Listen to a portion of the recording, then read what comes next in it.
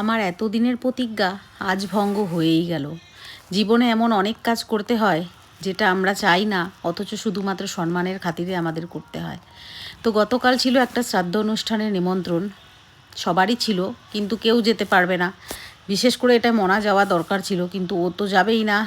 আমাদের সবারই শ্রাদ্ধ বাড়ি খাওয়া বারণ, এবং আমরা নিজেরাই মন থেকে এই ডিসিশনটা নিয়েছি যে আমরা কোনো শ্রাদ্ধ বাড়ি খাবো না। কিন্তু এইখানে যাওয়াটা এমন একটা সিচুয়েশান হয়ে গেছে, তোমাদেরকে বলছি। তো ফুল আর মিষ্টি নিয়ে পরে চলে এলাম। তো দেখো, যার শ্রাদ্ধ অনুষ্ঠান বেশ সুন্দর করে সাজিয়েছে। এবারে তোমরা বলতেই পারো, বলাটাই স্বাভাবিক, যে গিয়েছো যখন তাহলে আবার ভিডিওটা কেন করতে গেলে।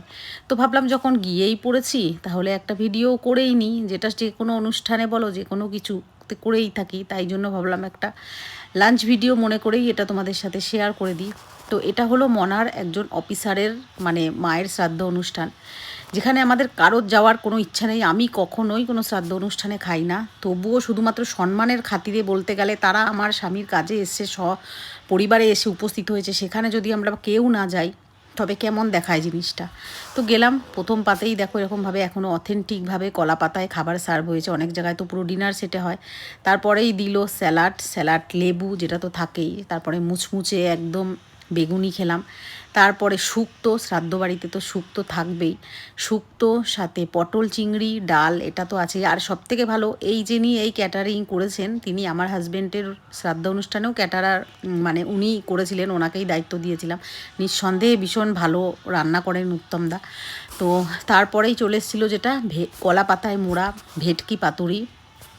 এটাকে শ্রাদ্ধ অনুষ্ঠানটাকে দূরে সরিয়ে মনে করো শুধু যে এটা কোনো একটা অনুষ্ঠান বাড়িরই খাওয়া দাওয়া, সেইভাবেই তোমাদের সামনে শেয়ার করলাম। তো কোনো রিভিউ আমি এখানে দিতে পারবো না, যা যা খাবার হলো সেটাই তোমাদের দেখালাম। তো মোনাকে বারবার বললাম যে চল তুই অন্তত যা, দিয়ে পরে ফুল মিষ্টিটা দিয়ে চলে আয়, কিন্তু ছেলে আমার যাবে না কিছুতেই। মানে আমি ভাবতে পারি না, আমার প্রতিজ্ঞাটা আমি বলেছিলাম আমার স্বামীর, আমি শ্রাদ্ধ খেয়েছি তো আর কারুর খাবো না। এবারে তোমরা বলতে পারো বোনের শাশুড়ি মারা গিয়েছিল তখন গিয়েছিলাম, হ্যাঁ। তো বোনের শাশুড়ি ওটা আমার একদম নিজের, ওখানে আমাকে দাঁড়িয়ে থেকে করতেই হবে, তবে আমার ছেলে কিন্তু যায়নি।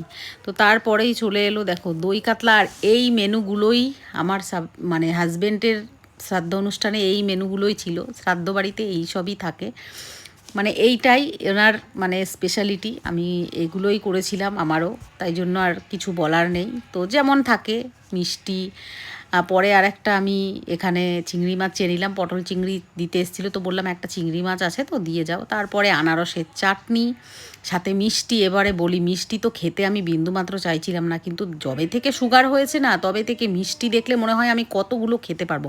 আগে কোনো দিন মিষ্টি খেতাম না। গুগলের পাতের মিষ্টিটাও আমাকে তুলে দিল, খেলাম। তারপরে গরম জল দিল, হাত ধুলাম, হাত ধুয়ে আর দই দিয়েছিল, মিষ্টি দই, সেটা আর ওখানে বসে খাইনি। ওই যেমন হয় শেষ পাতে যেটা থাকে সেটা হাতে করে নিয়ে বেরিয়ে আসা। তো সেটা নিয়ে পরেই সোজা চলে এলাম বাড়িতে।